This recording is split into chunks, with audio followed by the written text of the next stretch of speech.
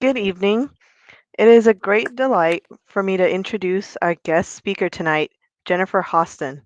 Miss Hosten was the first woman of color to win Miss World in the 1970 pageant representing her home country of Grenada. The recent movie, Misbehaviour, is based off of her book, Miss World 1970: How I Entered a Pageant and Wound Up Making History, in which she describes her experience in the pageant. However, as we see in her book, this accomplishment does not define her. What does define her is her desire to continue to learn, to rise to the challenges that come our way, and to give back to those around her.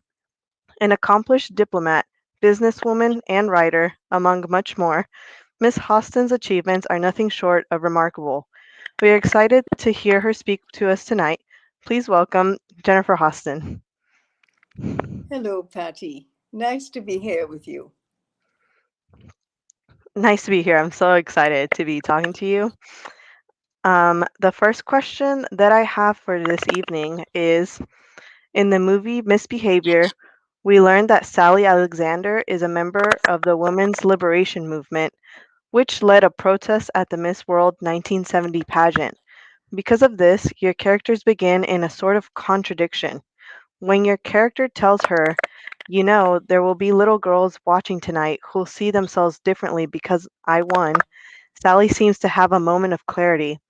Do you think that there is a way to bridge the gap between women's movement and beauty pageants? Well, yes, I think that feminism is all about choice. And of course, there are different routes to attaining one's goal in life. I never wanted to judge anybody by the route that they take to what they think would lead to their goals or to have an experience that might lead or be a stepping stone for them to anything else. So I would say that women are always stronger together, and it would be really good if they could each know more about the goals that the girls have and the women's liberation movement as well, and that if they worked more together, they might achieve many of their goals that they would not necessarily get by working separately. I really like that answer. Um, is there anything that you would like to say to audiences that criticize pageants? Well, as I said before, I think there are different routes to achieving one's goals. And, feminism, true feminism, really does give women and women and men a choice to do what they want, hopefully to make informed decisions. And really, that's what feminism, I believe, is intended to do.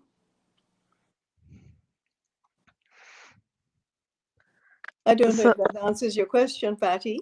it does. I had a question regarding the book and the movie. When you see all the contestants entering into the area for the beauty pageant, you see a lot of women with signs that say like something like cattle farming. And in your book later on, you mentioned that you finally understood a few years later what they were trying to say with the cattle farm aspect of the beauty pageant. Did your opinion change a little bit about beauty pageants then? And how do you feel about beauty pageants today? Well, to be very honest with you, I don't find myself watching too many beauty pageants Hmm. in the last several years. I guess for me, they have not been as relevant as they were in 1970. Hmm. But I think the messages in 1970 were not clear to most of the girls because they were very culturally designed messages. Many of the girls, most of the girls were coming from other parts of the world, and many of them could not speak English properly. And the messages that they saw didn't relate to them. And this goes back to the point that I made earlier that it would have been really helpful if the women's movement had reached out to the contestants to explain what they were trying to do, and even to explain some of the messages that were Hmm. left, that were not understandable by most people.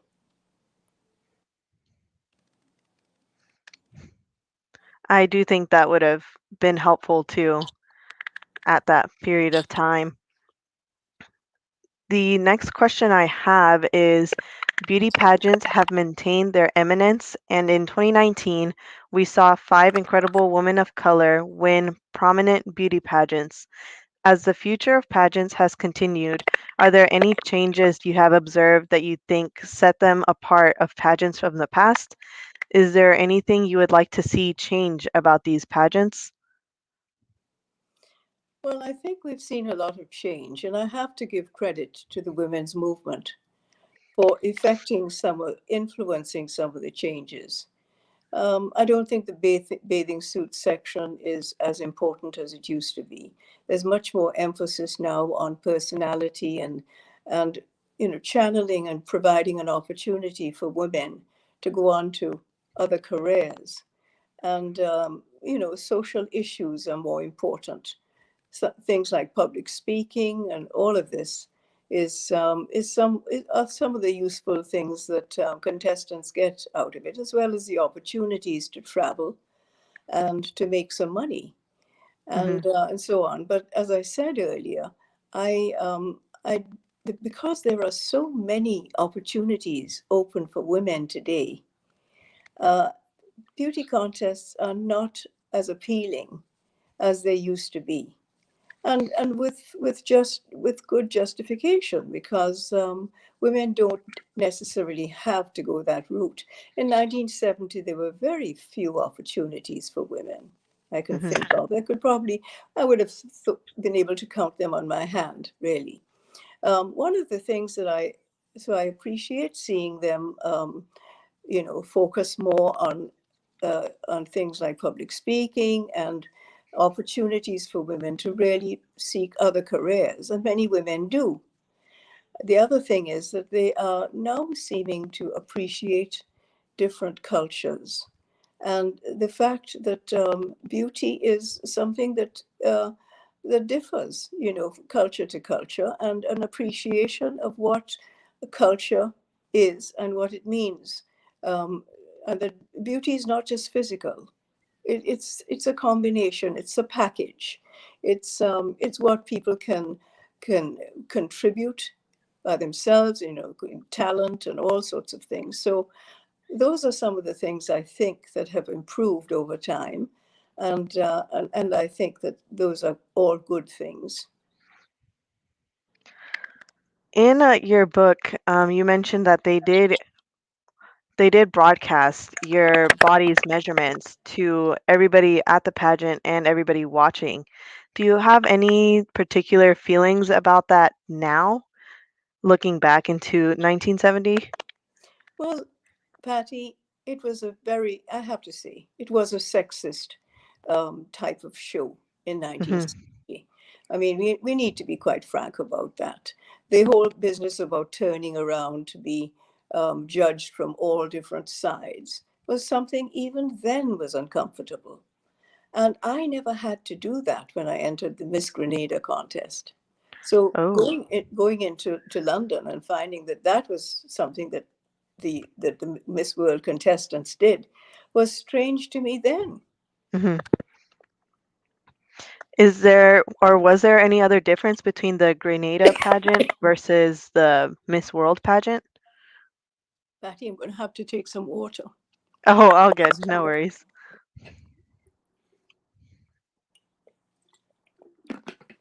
Well, there were many. Um, First of all, the Miss Grenada contest was nothing as big as the Miss World contest. The Miss World, sorry, All the good. Miss No World worries. contest there were about 60 contestants.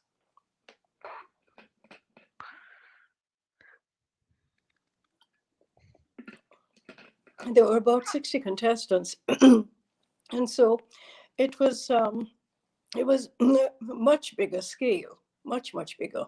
And there were about 100 million viewers around the world. So that was, as you can well imagine, was much more competition, much more involved in the whole thing. Really and truly, it was quite the experience. Looking back on it now, Hmm. Did you ever figure out who had vandalized your dress? not You don't have to say names, but well. I had some suspicions, but they were never confirmed. So hmm. we leave it that way. Okay. I was just curious.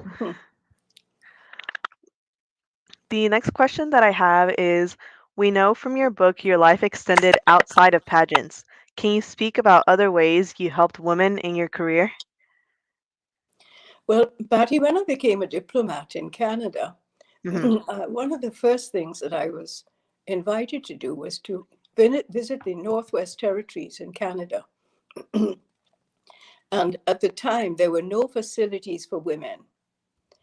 So it was a bit of a challenge, which I took on. And I was the first woman, the first diplomat, or the first ambassador for my country to visit the Northwest Territories. It That was something that was sort of groundbreaking.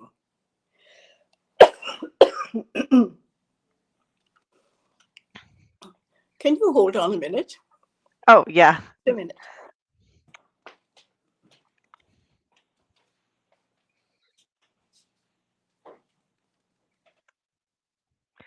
For those of you who don't know, the book Miss World 1970, Miss Jennifer Hosten is actually selling it, an autographed copy for $15. There is more information on where to buy the book through our flyer that we sent out if anyone's interested in an autographed copy for those affiliated with NCTC. Sorry. Thank you, Patty, and I apologize for that. It was a Oh, tick in my throat. all uh, good. No worries. yes, so you were we were talking about the Miss World contest, and I was telling you that it was something that was so much bigger Hmm. than this Grenada contest, and when I became an ambassador for Canada, for Grenada to Canada. I went up to the Northwest Territories. I think I was the first ambassador to do that. I also represented women's issues in my work in Pakistan and Bangladesh. And it seems to me that throughout my life, women's issues and issues of race and equality have been quite fundamental in many of the areas that I've worked in.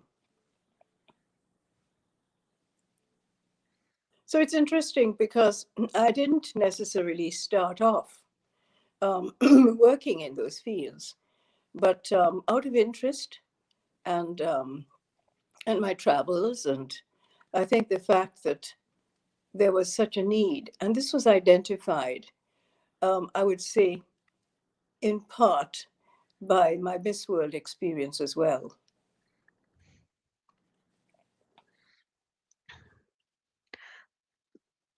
Was there something that really impacted you when you went on tour with Bob Hope, like going to all these different areas that weren't necessarily what you were used to? I think it was the 3 month tour. Yes, well, I toured with Bob Hope for a few weeks, but throughout the year, I traveled. I was in New Zealand and Australia and Hmm. Africa, parts of Europe, and well, just about all parts of the world, Asia as well. And that was very eye opening for me. But you know that having come from the Caribbean, where it is a multiracial society that I grew up in, um, these were advantages, I think, for me, because I understood many cultures and I was also open. I was completely open to understanding more and to benefit from those trips that I was on. And I developed some fantastic friends along the way. It really, really was a very a wonderful experience traveling when I did. It was a lot of hard work, I have to say, though.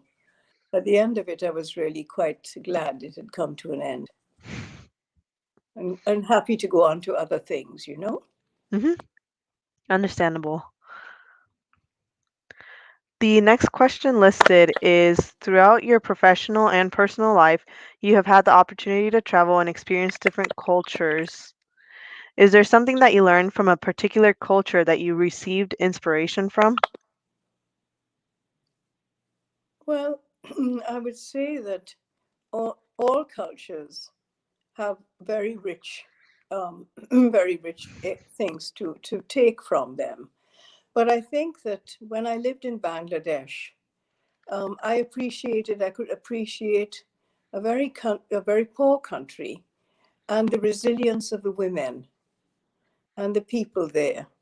It was just, it was very eye-opening for me, an experience that has always stayed with me, always made me realize that we are so blessed in so many ways. We all have so much, and we take so much of what we have for granted.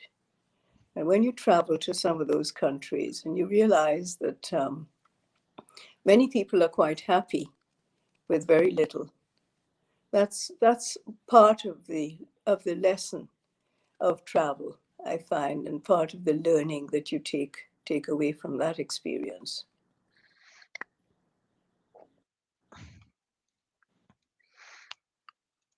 The next question is from your book, we gathered that the concept of race while growing up in Grenada was different from what we may have experienced here in the US.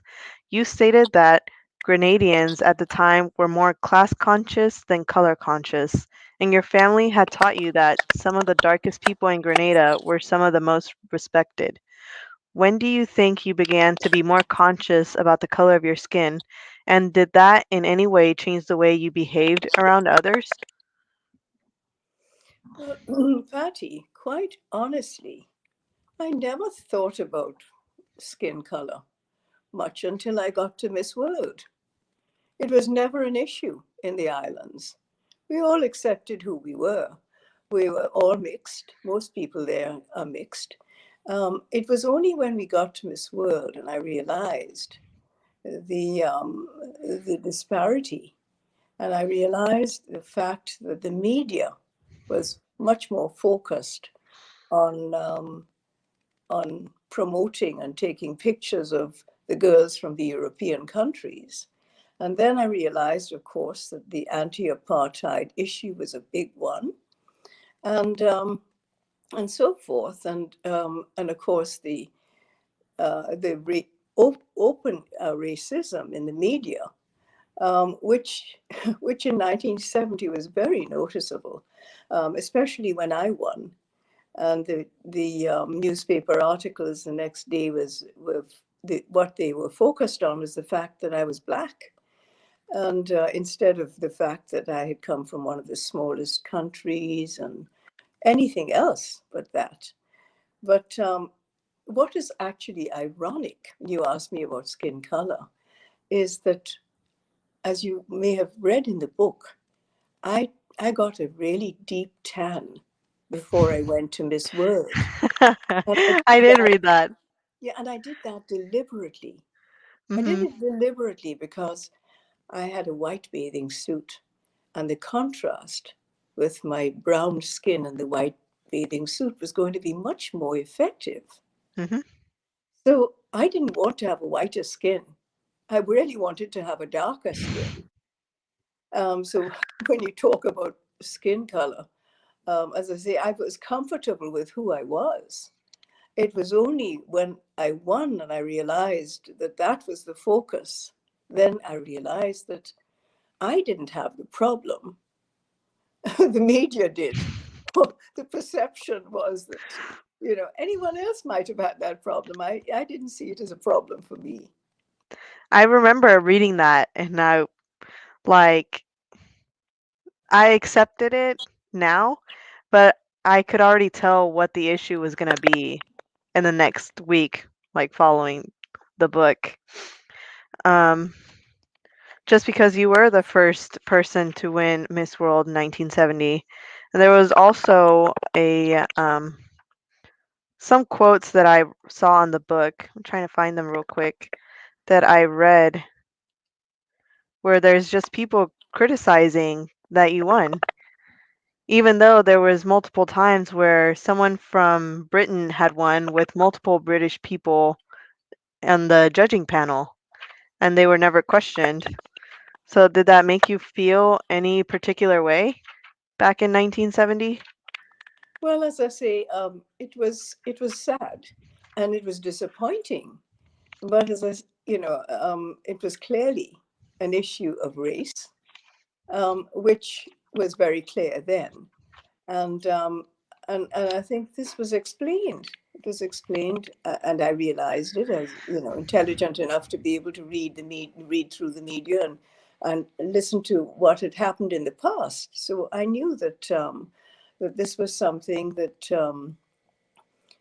they was new to them as well, because I was the first woman of color to win. There's always got to be a first, right? Yes. There's got to be a first. I only hope that, in fact, I'm glad to say that I was not the last. Oh, I also saw this other quote that I liked. So this is in page 56 of your book, and this is the part where feminists were outside of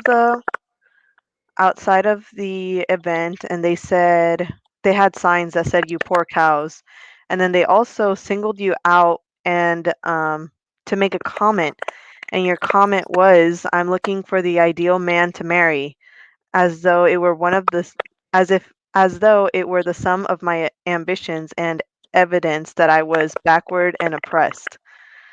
Um, is there any particular way that you feel about that now? I'm sorry, Patty. Was that wasn't in my book, was it? Oh, so it was like, sorry, it's the purple part. So they singled you out and you made a comment saying that you're looking for the ideal man to marry. Do Oh, you I see. feel like anything different about that? The fact that they singled you out and kind of put a twist to your words, saying Well, that you were oppressed? this is the thing about the media, um, Hmm. that you have to realize that, especially the British media, and I mean, you know that they have a tabloids. They have many tabloids that are always competing for the news of the day, the biggest headline. So invariably, they take your words and change them and so on, and that's part of what they do. But yes, it's something that you had to be very careful what you said to them, because more often than not, you'd get misquoted. And this is part of it was part of the challenge of Hmm. it. I took it on as a job.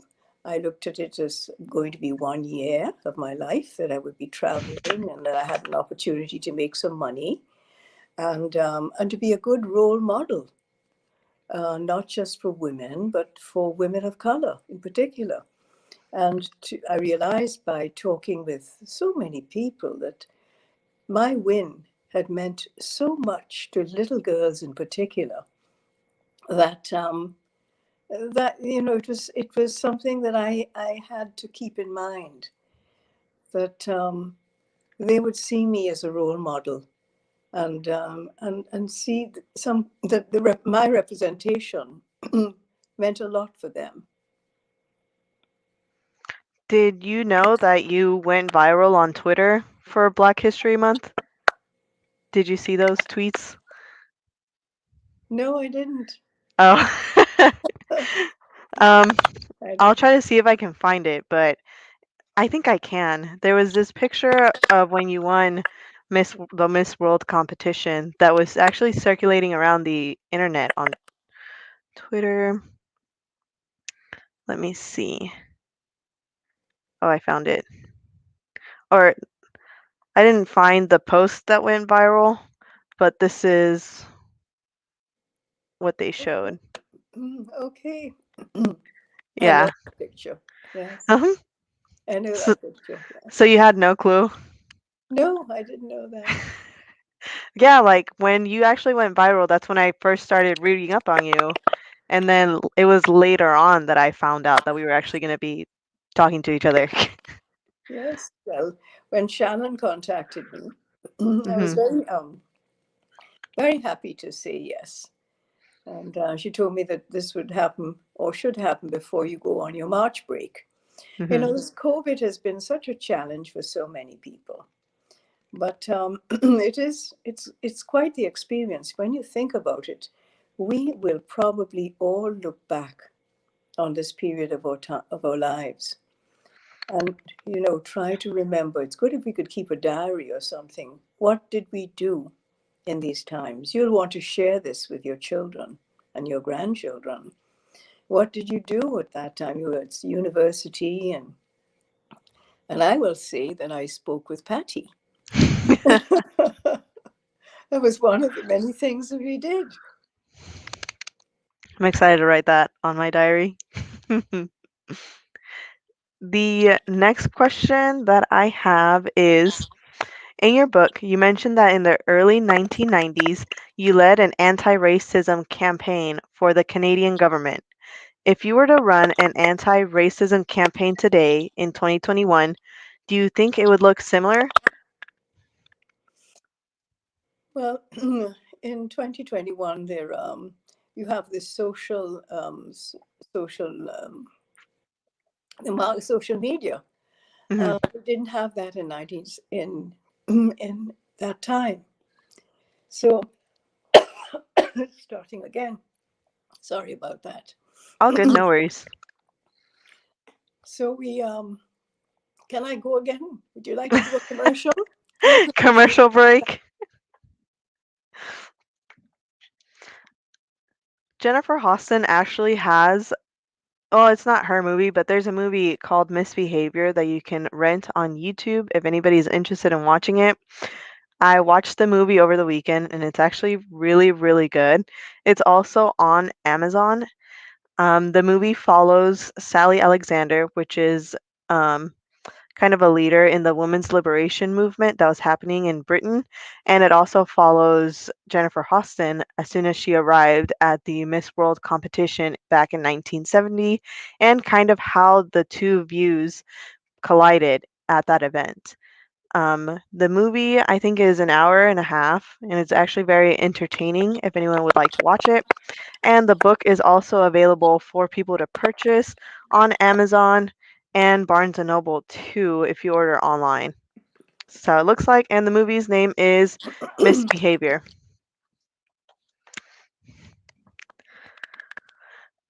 So the next question that I had is for the anti-racism campaign, would there be anything you do differently besides using social media? Well, I think we'd involve the media too. I think the media would certainly benefit from, you know, being part of something like that. But social media is so powerful that I think there's so many ways in which that can be used today, and that would be or should be a terrific advantage if used properly.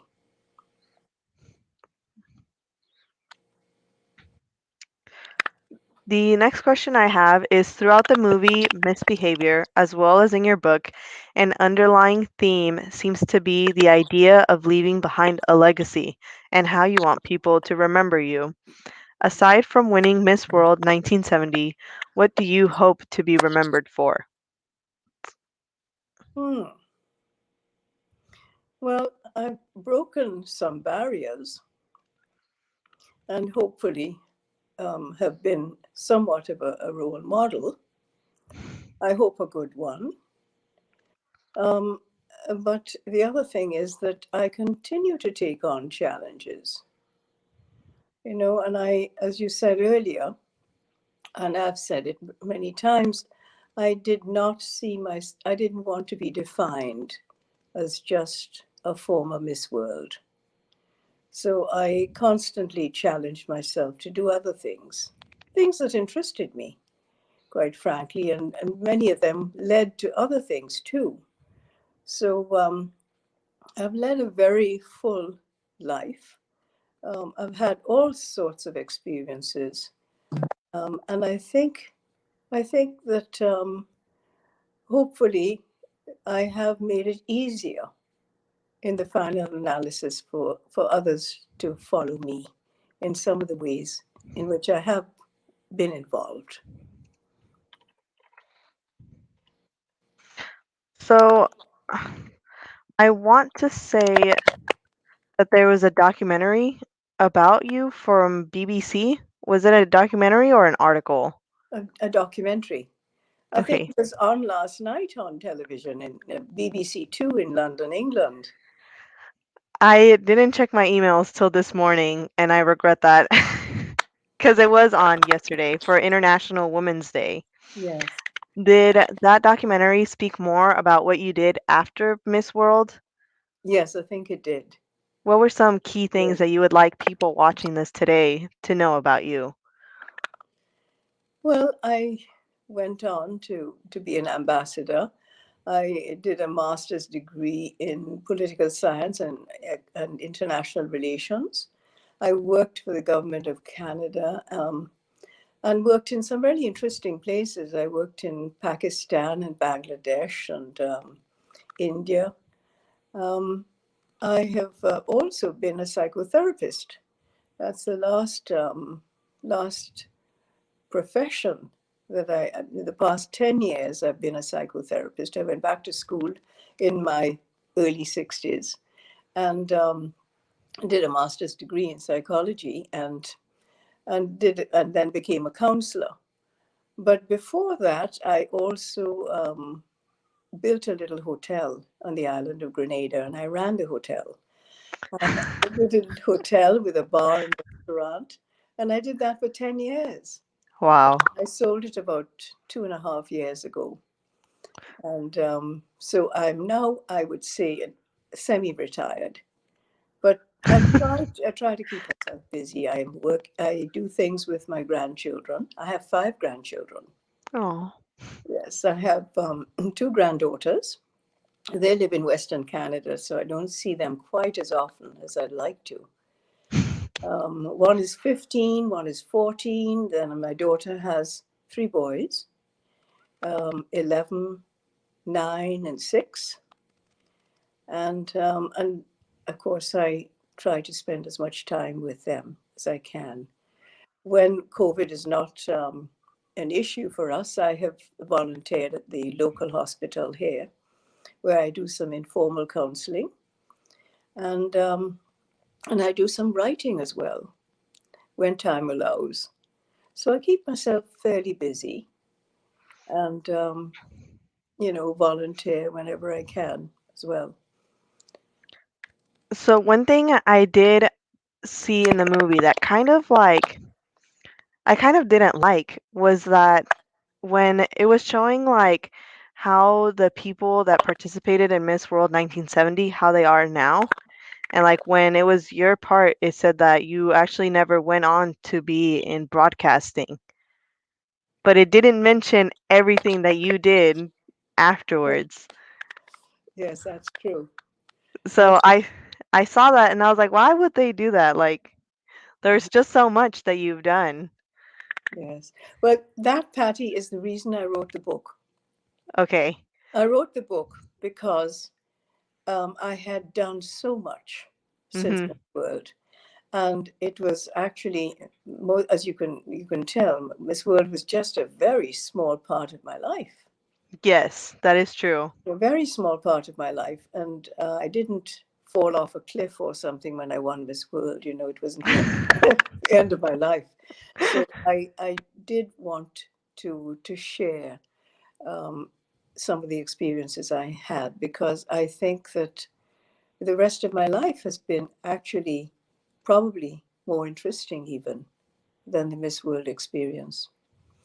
But certainly, Miss World was a one-time experience, a lifelong experience, and something that has kept coming back to me. And I can't help but think the timing is something quite incredible.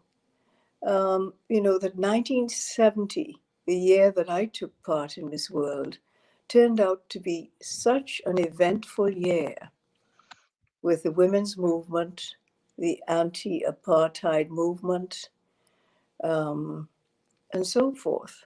And then the movie occurred because I had a radio interview with BBC 10 years ago, when the producers heard the interview and thought they wanted to make a movie. And it took 10 years for them to develop the script and, to do their research and to get the funding to make the movie. So I was really,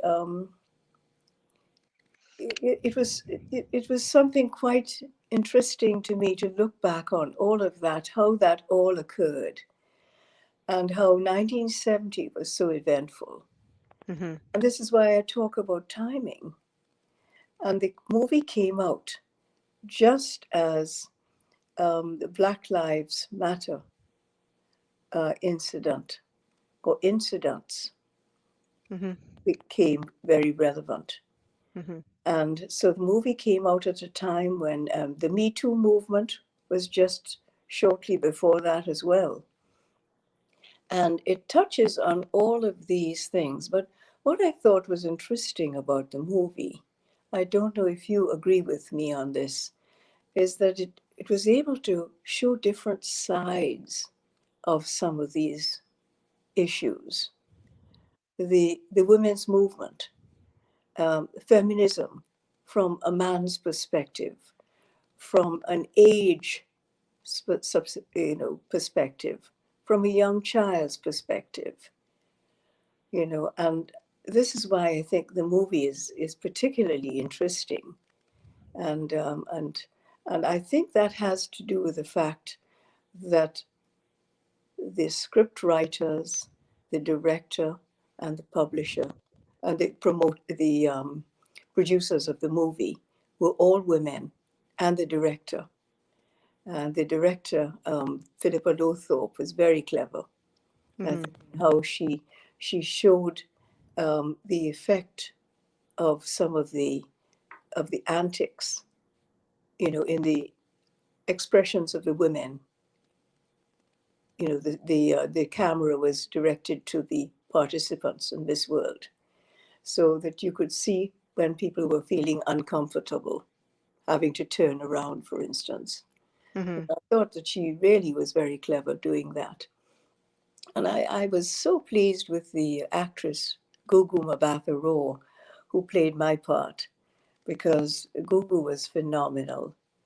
She's such a professional, that she did her research and then she contacted me and asked if we could meet.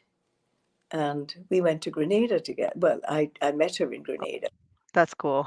Yes, and then she recorded my voice and everything. And then when I finally saw her being filmed, I was invited back to London to see her on stage being filmed.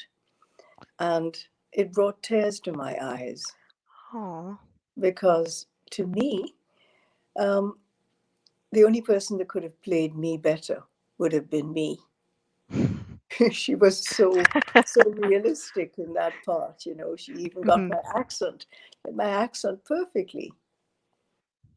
Yeah, I was really pleased to see that, and but I was very happy to be able to write the book. And what was even more wonderful is that the movie producers liked the book, and so the book and the movie go together. You can see the poster of the movie is the cover of the book. Mhm. Yes, I did notice that when I was looking for the movie. Do you think that your life would have been completely different had you not entered the Miss World competition? Probably, yeah, I Probably. would say so. Yes, you never know. I mean, you never know what you do, but it all comes back to taking chances in life. As I go back and as I said before, There were so few opportunities for young women in 1970, and today there are so many more. You know, you could be anything. You could be a scientist. You could go to the moon. You could be a computer engineer. You could be whatever, whatever you mind, whatever you think you'd want to do. In 1970, women saw themselves not doing some of those things. You know, women tended to be nurses and teachers and mothers. Well, you all are mothers. I mean, I have to say, I'm going to digress and say that one of the most rewarding things I have ever done was to be a mother. Mhm. So I have been fortunate enough to be able to balance that as well, and these are some of the blessings that I am most grateful for. So I think the sky is the limit today. Mhm. You can never tell if you hadn't done something, but I'm sure my life would have been different if I hadn't done that. At the same time, I have never let it define me. I've never let it be, I've never wanted to be just a former Miss World. I always, and almost from the beginning, almost from the year after, went on to do other things. Yes, that's true. One thing that I really liked about the movie is that it showed the perspective of women of color, older women, younger women, and little girls that were all like watching and interpreting their own versions of the Miss World competition. So I thought that was very heartwarming in seeing like the different views, but also seeing women understand each other through those views. Thought that was very interesting and well done in the film. Yes, I think that definitely comes from the fact that it was a team of women. When I was first invited to London to meet the production team, and I realized that it was a powerhouse of women. I I realized then it gave me confidence to know that this was, you know, in hand, and they reassured me because I knew they were making a dramedy, which is a sort of a part comedy drama, and I didn't know how I would be portrayed in the end. You know, there's something called artistic license. Mhm. So even though they were telling my story, according to my story, and they had done the research, at the end, um, I wasn't sure just how it would come off, but they Yes. assured me that their intention was to portray me accurately. And my daughter was very pleased about that because that was her concern. She said, "Mom, I don't want these people to. I'm really concerned about how we will be portrayed." I And was I was nervous too, honestly, because when you saw the movie, I first read the book and then I saw the movie. Um, but it's just I know that sometimes pageants can be viewed negatively. So here we have a book where it's a really accomplished woman, and then like there's a movie about like just a pageant. So I was worried too to see how you would be portrayed, just because some people do view pageants negatively. Maybe some women still do now. And I just didn't know what was gonna be the end either. hmm well, it's interesting that over the years I've discovered that there's so many women that went through the pageant route. People like Oprah Winfrey and well, Vanessa Williams and all, Hmm. so many, many. But it doesn't, as I say, it's not even a necessary or relevant thing today. But it is a question of choice when you come right down to it, and it's an experience. It's an experience that definitely gives you something in terms of, should we say, travel. gives you the opportunity to travel and to meet people and so on. But there are many other opportunities that people can take today. And I always point that out. Hmm. Beauty contests are not necessary and not essential in any way, as I said. And I find myself not watching them. But that's just how my life has evolved. But it still doesn't make me want to criticize them because I still feel at the end, in the end of it all, feminism really is about choice, giving us the choices to make, and there are so many different routes um, towards getting what achieving one's goal in life. I really like that view. I also like that earlier you mentioned that beauty isn't all about just what you see about someone, it's really their personality. So women can choose what they want to do now. They don't have to be considered beautiful just because they won pageants, and they don't get like the best jobs out there just because they're beautiful, but now it's more valued what they actually view, like their intelligence, personality, like all charisma. I I like that. Absolutely. And even then, my sister and I would have conversations and we'd talk about the package deal Mhm. because we saw it as a package. You know, obviously I needed to present myself well in every one of the sections. When it came to the bathing suit and had the evening gown, I wanted to have something that would stand out. And then I thought my my advantage would have been the fact that I had been a broadcaster and Mhm. had worked in the airline industry. So I was used to meeting people, used to talking, and therefore I needed to excel when the interview component came on. So when Mhm. I had to prepare myself for that, and I prepared myself for everything else, um, because really that's part of who I am as well.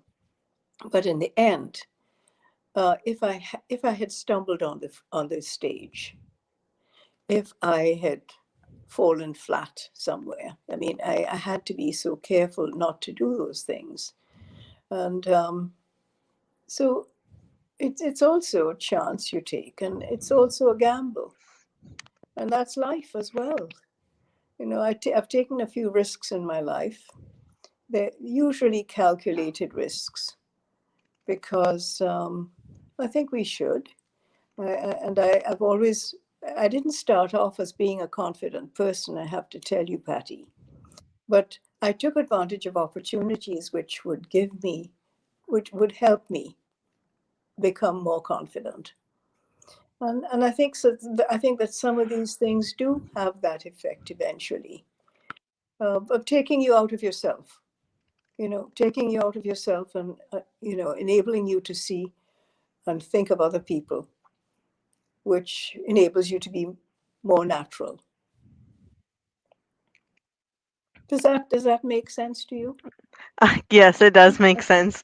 I really appreciate those words, and it's kind of heartwarming that you state that you weren't always confident. It's just like something that you developed. Hmm. So Yes, that's it's something we develop. Of course, perhaps when we're first born, we're quite confident because we don't know anything, But as we yeah. grow up, we have there's shy children, people by personality. Some people are more outgoing than others, and so we all come from different backgrounds, and our influences help help to make us who we are.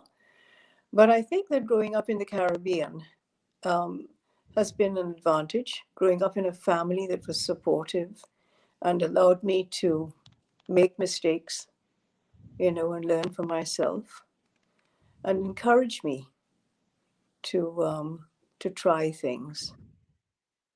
I think all of that has been helpful in my life. The Last question that I have is your autobio your autobiographical novel is a testament on how lives are not truly linear and how vast experiences gained throughout it can greatly influence your next step in life in unexpected ways. Before we end this interview, is there any advice that you would like to give to our NCTC students and our community? Oh, yes. Well, um, I'd like to say that don't don't be don't allow yourself to be defined by any one failure or any one success. You can redefine yourself. We can go through life redefining ourselves by picking ourselves up from whatever experience we've had. If it's a negative experience, then picking ourselves up and redefining ourselves, doing something else. And that is the story of many people that have been successful in their lives.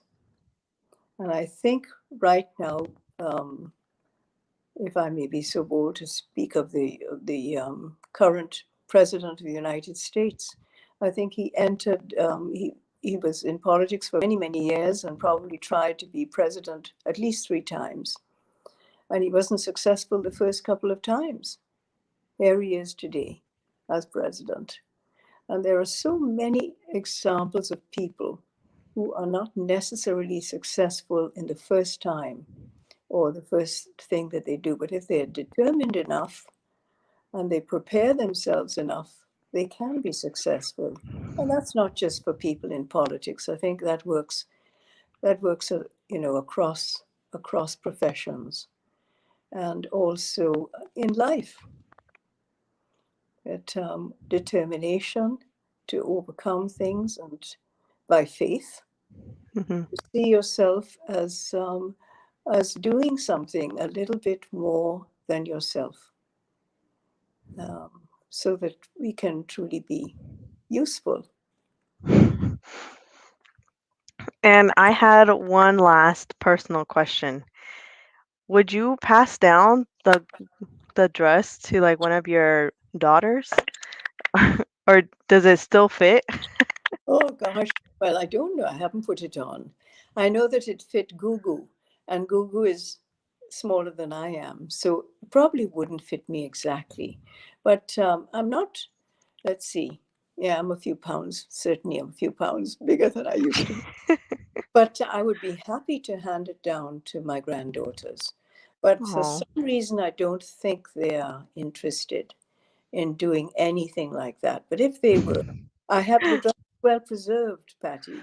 It's Mhm. pretty well preserved, and that's why she could wear it for that for the filming. Mhm. It's I've gotten it back, and it's in a box with wrapped up in paper and everything else. So if any of my grandchildren were interested in it, they'd be more than welcome. Oh, that's so cute to hear. Well, we really appreciate the time you spent with us today. You are truly an inspiration. I'd like to give a quick shout out and major thank you to Shannon Boffman, an NCTC advisor, for making all of this happen today. It has been a great pleasure getting to know you and reading your book and watching the movie. If any of our viewers affiliated with NCTC would like an autographed copy of Miss World 1970, How I Entered a Pageant and Wound Up Making History, please email info@jenniferhosten.com. You can also follow her on Instagram. Her at is Miss World 1970. Thank you so much, Miss Hosten, for this interview. It has really been influential and life changing. It's been my pleasure, Patty, and I'd like to take this opportunity to thank Shannon for contacting me and to wish all of you, all of your fellow students, colleagues, all the success. Take care. Thank you, you too. Bye bye. Bye.